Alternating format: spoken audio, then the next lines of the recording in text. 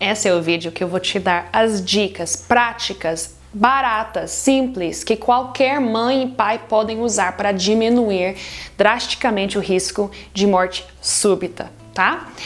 Mas primeiro, eu queria falar um pouquinho sobre essa morte súbita, tá? O que é morte súbita em bebês? Ou SIDS em inglês, é S-I-D-S, SIDS. Não sabem a causa, certo? Embora tenham algumas ideias do que pode se tratar. Algumas dessas ideias incluem a possibilidade de ser o ar exhalado, né?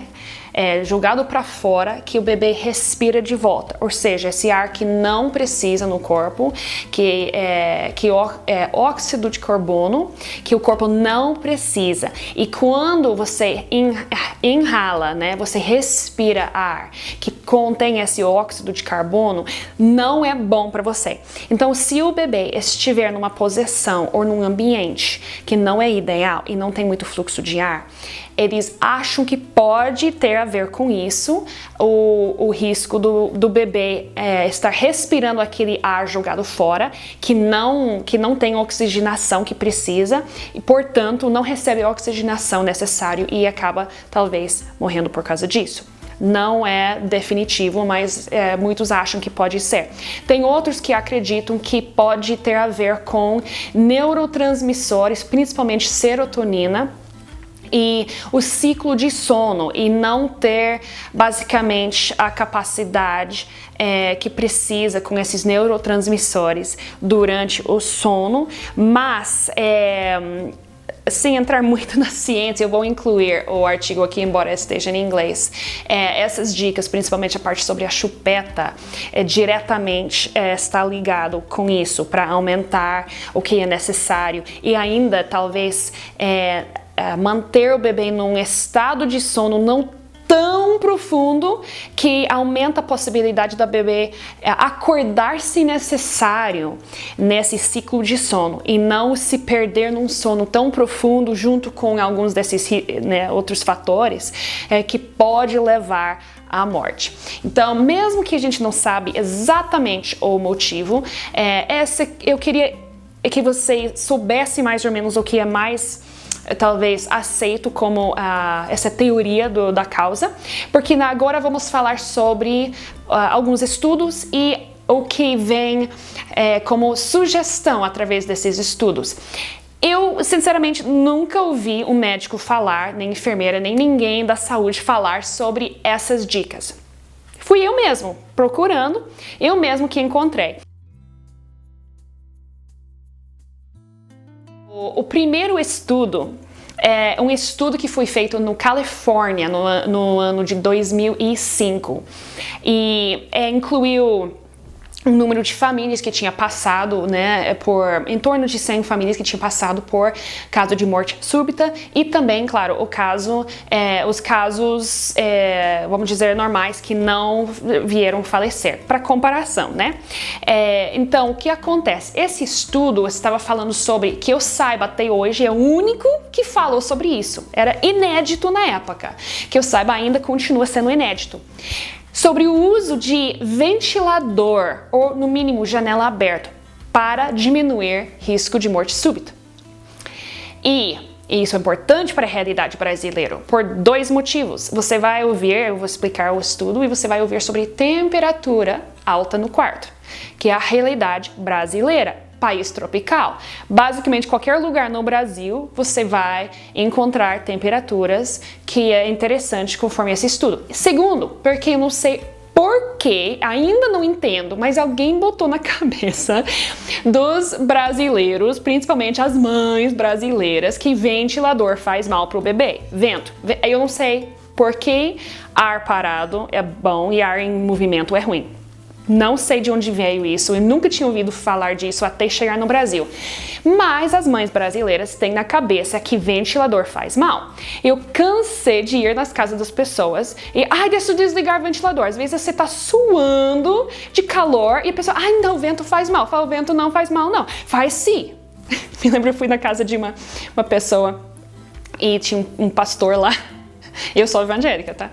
Cheguei lá e o cara, deixa eu desligar. Eu falei, não precisa, não faz mal. Ele falou, faz mal sim. E eu falei, não, pastor, não faz. Não faz mal. Daí eu falei pra ele deixar ligado, até porque eu não era a única pessoa ali no quarto. Tava quente, sabe? Não precisa se preocupar em relação a ventilador, não dessa forma. Então, o que acontece? Nesse estudo em Califórnia, eles analisaram os casos que levaram à morte súbita. Fizeram uma análise bem detalhada e descobriram que, por cima, de forma geral, um ventilador ligado no quarto do bebê reduz em até 72% a chance de morte súbita. 72%. Isso é 3 de 4 bebês. Olha a diferença. Até 72%. Não necessariamente tem que ligar o ventilador direto no rosto do bebê, certo? Mas um ventilador, na maioria dos casos nos Estados Unidos, o ventilador é de teto, porque as casas já vêm quase todas embutido com um ventilador de teto. Mas no caso, mesmo ligando o ventilador, eu não tenho ventilador no quarto dos nossos bebês, não de teto. Eu uso aquele ventilador de pedestal mesmo, assim, de colocar em cima do estante, e eu deixo rodar no quarto. Se tiver quente, eu deixo rodando, deixo na direção do bebê também. E se tiver um pouquinho mais fresco, eu deixo no quarto ligado, só que virado contra a parede no outro sentido, para não ficar pegando diretamente no bebê. Ou se de repente o bebê é um pouco mais, vamos dizer, acabou de nascer, talvez um pouquinho pré-termo, eu nunca tive bebê prematuro, mas pré-termo no sentido de nascer com 36, 37 semanas, tá saudável, mas tá pequenininho e sente mais frio, vira para a parede. Só a movimentação do ar ajuda, certo? Somente tendo janela aberta, mesmo sem o ventilador ligado, já em si reduziu em 36% a chance de morte súbita. Claro, mas eu não quero deixar a janela aberta porque daí vai que meu bebê pega dengue, né, toma picada de pernilongo. Gente, é muito simples você comprar a rede de mosquito, né, um mosquiteiro, para colocar no berço. Eu mesmo uso. A gente teve esse ano em Maringá, onde eu moro, um salto de números de dengue, de casos de dengue, era muito feio e eu não tenho esse problema, porque eu uso, inclusive eu uso óleos essenciais com essas propriedades de repelente, e também eu uso esse mosquiteiro para não ter esse problema. Então isso em si não é problema, não justifica por isso, né, o uso de fechar janelas e não usar ventilador, certo? Agora, interessante nesse estudo, que eu acho muito bom para a realidade brasileira, é o seguinte: o quarto onde o bebê dorme, quando estava maior de 21 graus, que não é tão quente assim, né? Mais de 21 graus, já o uso do ventilador subiu para reduzir em até 94% a chance de morte súbita. Porque o quarto é quente. Com menos de 21 graus e com a janela fechada, porque, querendo ou não, menos de 21 já tá beirando o fresquinho, né? Assim, ainda mais a gente pensa pro bebê, né, que tá pequenininho. Então, com a janela fechada, em quartos com menos de 21 graus, o ventilador reduziu em até 88%. Então a gente vê, de qualquer forma, independente da temperatura, o ventilador ajuda pra caramba. Mas em casos de quartos acima de 21 graus, é inegável. Até 94%, gente, estamos quase em 100% a redução de morte súbita, certo? Esse foi um estudo. Agora é interessante também, os outros dois que eu vou falar, que fala sobre o uso de chupetas. Eu vou ser sincera, eu não sabia disso, não tinha noção disso até bem recentemente. Eu investigando, certo? Esses estudos, também no Califórnia em 2008 e outro que foi feito na Itália em 2017, recentemente, basicamente mostra que o uso de chupetas em bebês reduzem até 90% a chance de morte súbita. Estamos falando de números muito grandes aqui. Esses são estudos científicos, eu vou incluir eles aqui para você. Mas estamos falando de uma chupeta pode reduzir em até 90% os chances do seu bebê morrer. E também um ventilador ligado em até 94%. Ou seja, se você estiver usando, eu vou continuar dando umas dicas aqui, mas se você consegue usar umas 2 ou 3 dessas dicas que eu tô te falando, você vai reduzir em quase nenhuma chance do seu bebê morrer por morte súbita, certo? Olha só. Então, eles descobriram que o chupeta em si reduziu em até 90% as chances. Eles explicam nesse estudo como, né, isso pode acontecer e basicamente tem a ver com as duas questões que eu mencionei. Primeiramente, no serotonina e nos neurotransmissores e a possibilidade da chupeta, da sucção da chupeta, fazer com que o bebê consiga manter esses neurotransmissores no nível certo, correto, e também manter o bebê num estado, nessa sucção intermitente, de talvez não se aprofundar tanto no sono que acaba juntando uma coisa com outra e perdendo a vida porque não conseguiu se acordar numa necessidade que teve de acordar. Também, o mais indicado ainda, além disso, é que pelo físico da coisa, a chupeta toma espaço na frente da boca.